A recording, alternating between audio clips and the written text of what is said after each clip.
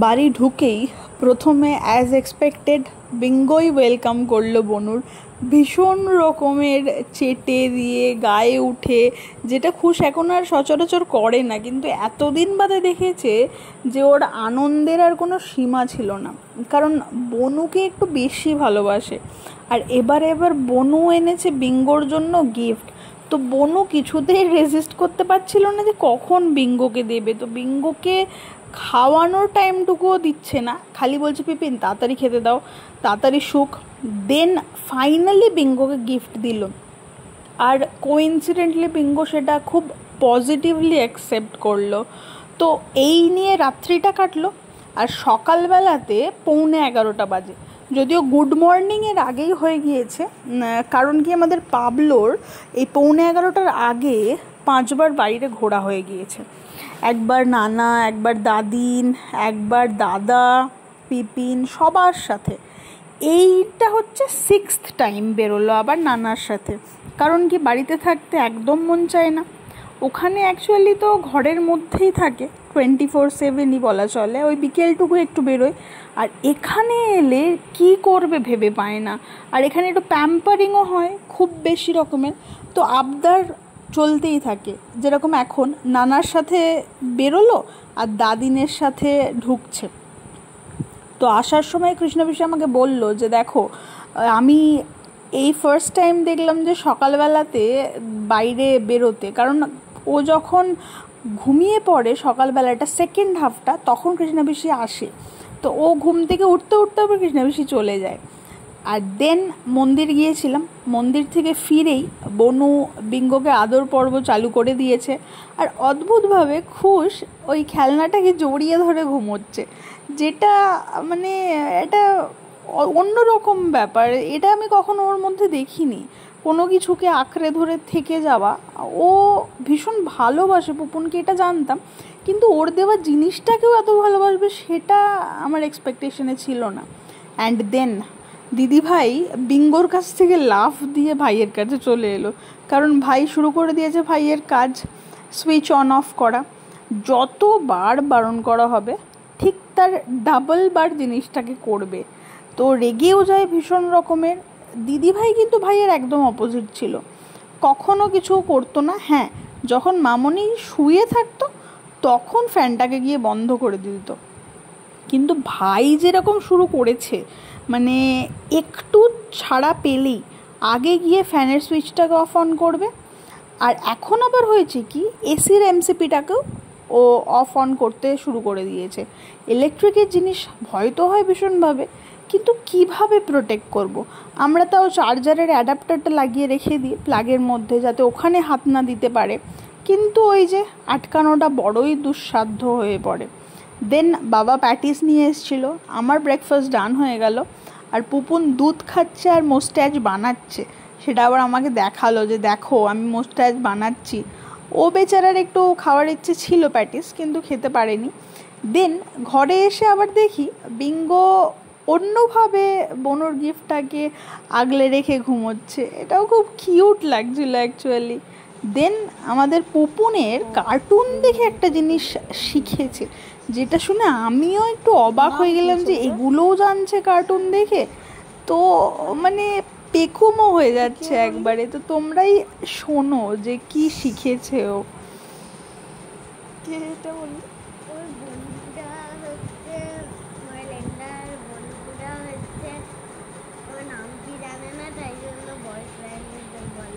কার boyfriend? মার্লিনদের boyfriend.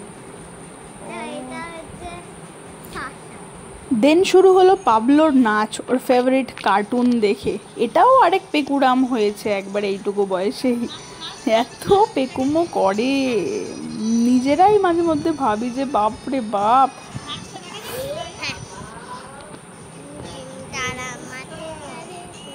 Continue নাচটা কিন্তু চলতেই থাকছে একবারে হাট্টিমাটিম দেখে। তো ওর হাট্টিমাটিমটা হয়েছে ভীষণ ফেভারিট। কান্না যদি চলতেও থাকে, তার মাঝখানেও যদি হাট্টিমাটিম চালিয়ে দেওয়া হয়, ও তখন কান্নাটাকে ভুলে যায়, ভুলে গিয়ে হাট্টিমাটিমের দিকে ওর কনসেন্ট্রেশন চলে আসে। ওই জন্য এখন একটু চুপ রাখার জন্য চালিয়ে দিয়েছি কার্টুনটা। ওটা শুনলেও যদিও মজা পায় ভীষণ রকমের, দেন দিদিভাইয়ের হয়ে গেছিলো কি টাব ফোলাতে হবে। প্রথমে শুরু হয়েছিল গঙ্গায় যাব, তাও সেইটা একটু চুপ করানো গেল। দেন টাবে স্নান করব। অ্যান্ড দেন এই যে আমাদের যুদ্ধ শুরু হয়ে গিয়েছে। মানে বৌমণিকে ওকে খাওয়াতে গেলে রীতিমতো যুদ্ধ করতে হয়। খাওয়া দাওয়া আর ঘুমানো, এই দুটো জিনিস ওর বড় অপছন্দের। যেটা ওর মোস্ট ফেভারিট সেটা হচ্ছে ঘুরতে যাওয়া। 24/7 ঘুরতে যাওয়া হোক, ওর কোনো প্রবলেম নেই তাতে। খাওয়া শেষ করে মুখ মুছে চলে এলো বিঙ্গোর কাছে। ওর দিদিও ঠিক সেম জিনিসটাই করতো খুশকে নিয়ে। ওর দিদি বসে বসে কান ধরে টেনে দিত, পা তুলে দিত, অ্যান্ড সেমভাবে ভাইও দেখছি তাই করছে। আর খুশ হয়েছে নির্বিকার, কোনো রিয়াকশান নেই।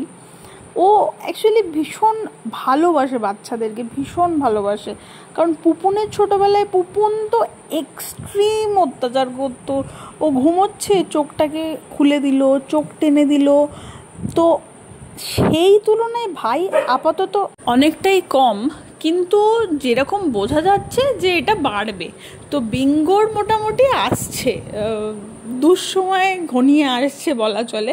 কারণ এখনই মোটামুটি কানটা একটু টান দিয়েছে, গায়ের মধ্যে খোঁচা দিচ্ছে। হ্যাঁ, জোরে কিছু করছে না ঠিক কথাই, কিন্তু শুরু করেছে। দেন তারপর আমরা গেলাম ছাদে বিকেলবেলাতে। কারণ পুপুন বলল যে আমি আর বাইরে সাইকেল চালাতে যাব না বিপিন, তো ছাদে চলো, আমি, তুমি, বিঙ্গো আর ভাই, আমরা 4 জনে মিলে যাই। তো বিঙ্গোর মোটামুটি ছাদটা ফেভারিট জায়গা। আর বনুর সাইকেল তুলে এনেছিল ছাদে, যে ছাদে গিয়ে সাইক্লিং করবে। তো ওই আর কি, তার মাঝখানে আবার ফোনটা আমার থেকে নিয়েছিল, নিয়ে রেকর্ড করছে। আমি ভাইকে নিয়ে বসে রয়েছি, বাবা মাঠে যাচ্ছে, সব কিছু রেকর্ড করছে। এই যে নিজেকেও আবার একটুখানি দেখিয়ে দিল, ব্লগিংয়ে এক্সপার্ট যাকে বলে। দেন একটুখানি আমিও পোস্ট দেওয়ার চেষ্টা করলাম। তারপরে দুজনে মিলে গল্পে মগ্ন হয়েছিল। বলল যে বিঙ্গো আর আমি একটুখানি কথা শেয়ার করি, জানো তো আমাদের অনেক কথা জমে রয়েছে। আমিও বললাম যে ঠিক আছে, যা তোরা একটুখানি কথা বল। বিঙ্গো নাকি ওকে আবার আনসার দেয়, বনু বনু বলে ডাকে। মানে এই কথাগুলো শুনতে হয়। অ্যাকচুয়ালি এই বয়সটা বলেই হয়তো এত ইম্যাজিনারি কথাবার্তা বা এত ইনোসেন্সটা রয়েছে। এরপরে এতটা ইনোসেন্স থাকবে কি না কে জানে। দেন শুরু হলো আমাদের ভিডিও রেকর্ড করার পালা। ওই জন্য আমরা 4 জনেই চলে গেলাম, যে এসে আমরা আস্তে আস্তে আসবো আর বিঙ্গো আমাদের সাথে হেঁটে আসবে। এসে নাকি ভিডিও রেকর্ড হবে, সেটা আমরা রিল হিসাবে পোস্ট করব। তো আমরা আসছিলাম আস্তে আস্তে। তার মাঝখানে কি হলো, খুশ একটুখানি দৌড়ে ফেললো। তো ও ছাদে গেলে অ্যাকচুয়ালি এক্সাইটেড হয়ে পড়ে, আর পুপুন দৌড়চ্ছে, তো ওর এক্সাইটমেন্টটা অনেক বেশি হয়ে গিয়েছে। তো ও ভাবছে মনে হয় খেলছে। আর তার মধ্যেই বনুর কি হয়েছে, ভয়ে অবস্থা খারাপ হয়ে গেছে। কারণ কি, বিঙ্গো জামাটা ধরে টেনে দিয়েছে। জামাটা ধরে টেনেছে, ওকে অ্যাট্যাক করার কোনো ইন্টেনশন ছিল না, শুধু খেলার ইন্টেনশন ছিল। ও যেহেতু লাফালাফি করছে, ও ভাবছে হয়তো আমার সাথে খেলছে, যেরকম নিচে খেলে। তো সেইটা করতে গিয়ে বনুর ভয়ে ভীষণ অবস্থা খারাপ হয়ে গেছে। কারণ বিঙ্গো ওরকম কখনো ওর সাথে করেনি। কান্না কাটি ভীষণভাবে। আর খুশো না ওই টাইমটা সাডেনলি কিরম চুপ হয়ে গেল। ও চুপ হয়ে বসে পড়লো।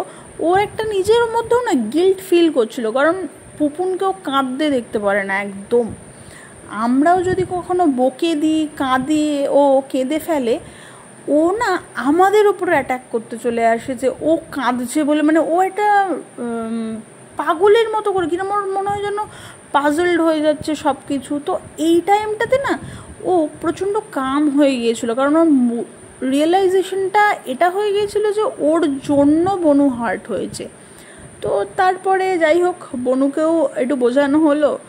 বিঙ্গো মোটামুটি ওকে কাঁদছিল, তো হাত দিয়ে ডাকতে শুরু করেছিল।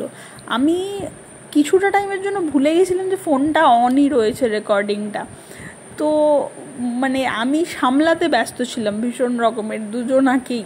একজনা তো চুপ হয়ে গিয়েছিল, বাট আরেকজনের কান্নাটা একটু বেশি ছিল। কারণ ওই যে বলেন না যে যাকে তুমি ভালোবাসো সে হার্ট করলে বড্ড বেশি কষ্ট হয়, এই যে একটুখানি বুঝলো যে বিঙ্গো গিল্ট ফিল হচ্ছে বিঙ্গোরও, এসে বিঙ্গোর সাথে হ্যান্ডশেক করলো, বিঙ্গোও একটুখানি আদর করে দিল।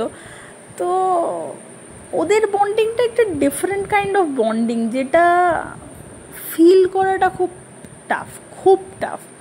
কারণ খুশ পুপুনকে ছাড়া আর কিছু চেনে না। পুপুনও এখানে থাকতে তো হয় এরকম বন্ডিং, ইভেন যখন চলে যায় তখনও ভিডিও কলে আগে আমাকে দেখিয়ে বলবে যে বিঙ্গোকে দেখাও, বিঙ্গোর সাথে আগে কথা বলবো, তারপর তোমার সাথে কথা বলবো। তো ওই ওয়ান্স ইন এজেস হয় কিছু কিছু বন্ডিং, এদেরটাও সেরকম। আর একদম ছোট বয়স থেকে তো, মানে খুশেরও যখন 3 মাস বয়সও আমাদের বাড়িতে এসছিল, পুপুনেরও তখন এজটা সেমই ছিল। তো ওই জন্য আমার মনে হয় যে দুজনে কানেক্ট করতে পারে অনেক বেশি। তারপরে আমি বললাম যে একটু দেখা তো জায়গাটা, দেখি দাঁত ঠাত বসলো কি না, আঁচড় লাগলো কি না। তো দেখলাম যে না, কিছুই না, মানে ওই আর কি খেলার জন্যেই না, ওকে ডাকার জন্যে জামাটা টানছিল, কিন্তু ওকে কখনো হার্ট করার ইন্টেনশন ছিল না। তো নিচের দিকেই জামাটা টেনেছে, কিন্তু ওর মনে হয়েছে হয়তো বিঙ্গো আমাকে মনে হয় কষ্ট দিয়ে দিল। তো সেইটা না, ওর ভয়টা কাটানোর একটু দরকার ছিল। তো যাই হোক, বিঙ্গোও গিল্ট ফিল করলো, বনুও মাফ করে দিল, এরকম একটা ব্যাপার। তো দেন আবার আদর পর্ব কিন্তু চলছিল। আমি একটু চিন্তা হয়ে গিয়েছিলো যে কী জানি, যদি আঁচড় টাচড় লেগে যায় আবার ভ্যাকসিন নিতে হবে। যদিও খুশের ভ্যাকসিন তো দেওয়া থাকেই, রিসেন্টলি হলো ওর অ্যান্টি র্যাবিসও কমপ্লিট হয়ে গেল, কিন্তু তবুও বাচ্চা তো একটা টেনশন থাকে। এই যে যেরকম হয়ে গেল ঝগড়াঝাটি কান্নাকাটি দুজনের মধ্যে, আবার দৌড়ালো কিন্তু বিঙ্গোর কাছেই। বিঙ্গো কোথায় গেল, বিঙ্গো কী করছে, বিঙ্গোর কাছে আগে যাই। বিঙ্গোও দৌড়াচ্ছে, বিঙ্গোর পেছন পেছন বিঙ্গোর বনুও দৌড়চ্ছে।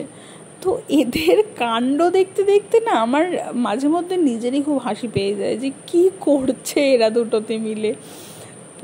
মানে খুশ তো তাও কিছুটা টাইম চুপচাপ থাকে, বনু বরং একটুখানি বেশি টকেটিভ হয়ে যায়, বেশি এক্সপ্রেসিভ হয়ে যায়। মানে এইবারে তো দুজনেই সেম। তারপরে চলে এলো আবার এসে ক্যামেরাটা অফ করার জন্য।